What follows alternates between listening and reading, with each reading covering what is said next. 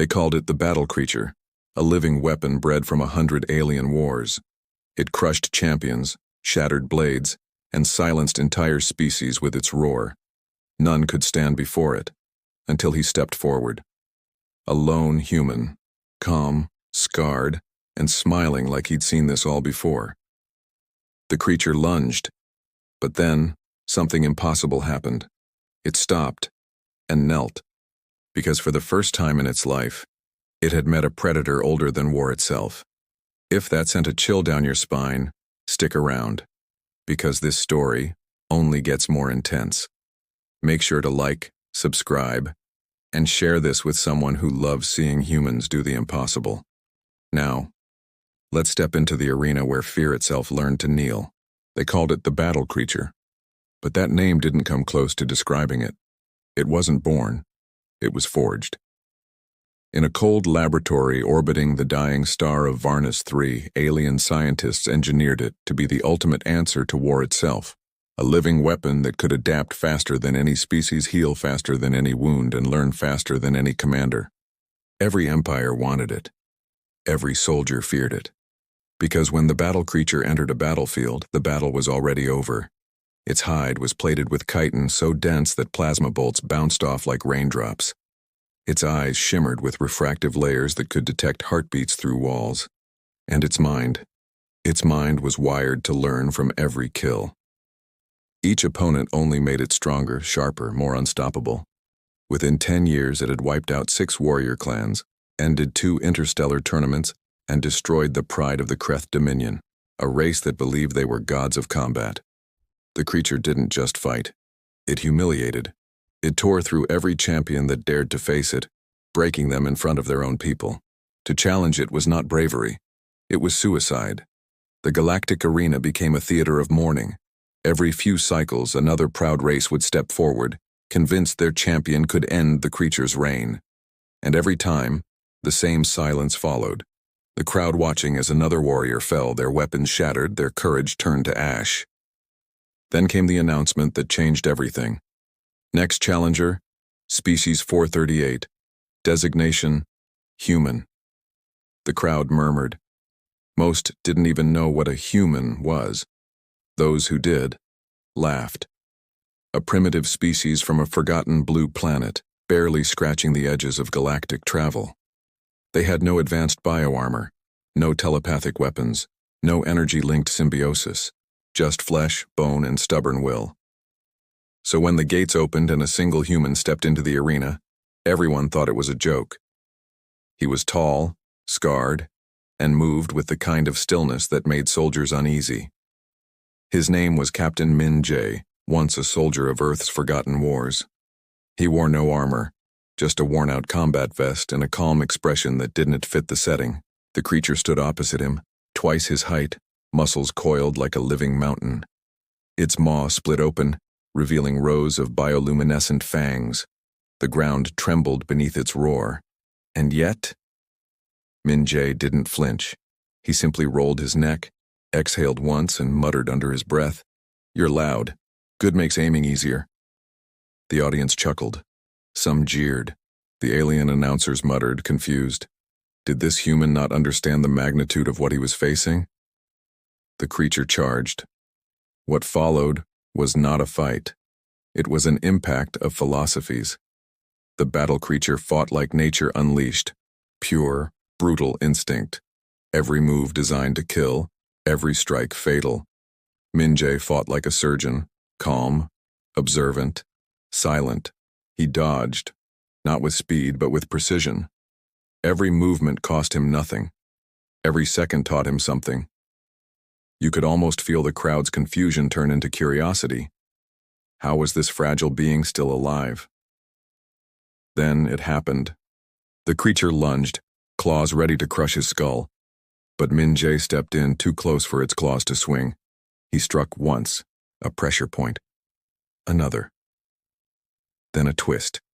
And suddenly the massive monster staggered. Gasps rippled through the arena.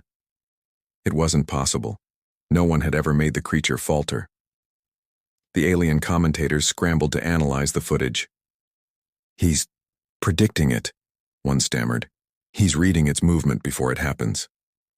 But Min Jae wasn't analyzing data. He was watching like a hunter, feeling the rhythm of the creature's breathing, the tremor before each strike like he'd done 100 times before, on 100 different battlefields. He wasn't fighting the creature. He was teaching it. And for the first time in its engineered life, the creature began to hesitate. It tilted its head, snarled, confused. Its prey wasn't breaking. It was learning faster than it could. By the end of the fourth exchange, Min Jae had drawn blood. Just a shallow cut beneath its jawline, but the crowd roared as if a god had bled. For the creature, the sensation was new. Pain. Real, unexpected pain. It stepped back, trembling not from fear, but recognition. Somewhere deep inside its genetic memory, a spark of understanding ignited. This human was not a victim. He was the very thing the creature was built to defeat, and yet couldn't. It wasn't just facing an opponent, it was facing its origin story, the species that invented war. And for the first time, the battle creature knelt, not from defeat, from respect. For a long moment, the entire arena stood in silence. Billions of eyes watched as the impossible played out before them. The battle creature, conqueror of worlds, kneeling before a single human. Even the air itself seemed to hold its breath. Cameras zoomed in, sensors whirred. The crowd waited for the kill. But Min Jae didn't move. He just stood there, breathing steady, eyes locked on the creature's glowing gaze. The alien announcer stammered, "The human isn't finishing it? Why? Why doesn't he strike?" But that was the thing about humans. They didn't just fight to win. They fought to understand. Min Jae looked at the trembling creature before him and said softly, "You were built to fight, but no one taught you why." And in that quiet sentence, everything changed. The creature blinked. Its massive claws lowered. The roar that once shook planets came out as a low, uncertain rumble. For the first time, it looked confused, almost childlike. That's US when the audience began to realize they weren't watching a human defeating a monster. They were watching a human teaching a monster what it meant to have a soul. Min Jae stepped forward, placing his hand on its armored head. The creature flinched, expecting pain. But there was none. Just warmth. "You don't have to kneel to strength," he said quietly. "You kneel to wisdom. You kneel to choice." It didn't understand the words. Not yet. But something deeper resonated. A primal memory, ancient as survival itself, flickered inside its engineered DNA. Because humanity's fire was older than the stars. Across the galaxy, millions of species watched this moment through their holoscreens, watching a small, fragile human stand beside the universe's deadliest being, not as enemies, but as equals. That image would echo for centuries, the moment when humanity stood unbroken. And then it happened. The creature let out a single sound, not a growl, not a roar, but a deep, guttural hum. It lowered its head fully, pressing it against the ground. Submission, not out of fear, but reverence. The crowd exploded into chaos. Some screamed, some wept, because this was not supposed to happen. The galaxy had built its myth on the idea that humans were weak, emotional, fragile, reckless. Yet here in the heart of the arena stood the proof that emotion was not weakness. It was the source of their power. Later, when the scientists examined the battle creature, they discovered something astonishing. Its neural core, designed to rewrite itself after every battle, had imprinted Min Jae's combat pattern permanently. But along with it, something else had been written. A new directive. Protect humanity.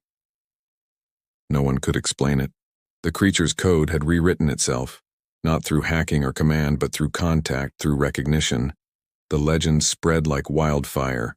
On thousands of worlds, soldiers whispered the new phrase, "When the creature knelt." It became a symbol. The moment the galaxy learned that humans were not conquerors or victims, they were reminders. Reminders of what survival really meant. Back on Earth, when the story reached the people, they didn't celebrate with parades or fireworks. They simply looked up at the stars and smiled, because for them this was just another story in a long line of impossible human stories. From the first caveman who tamed fire, to the astronaut who walked on the moon, to the soldier who faced the universe's deadliest creature, it was always the same truth. Humans don't back down. They adapt. They become.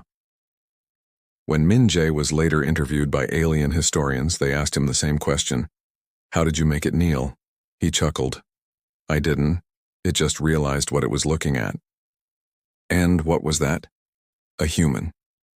If you felt that, if that story made you proud to be human, or maybe just reminded you why humanity endures, then don't scroll away yet. Hit that like button. Not for the algorithm, but for every moment we've stood against the impossible. Subscribe for more HFY stories that remind the galaxy what it means to be us, and share this with someone who needs to remember. Humans don't kneel, even when monsters do.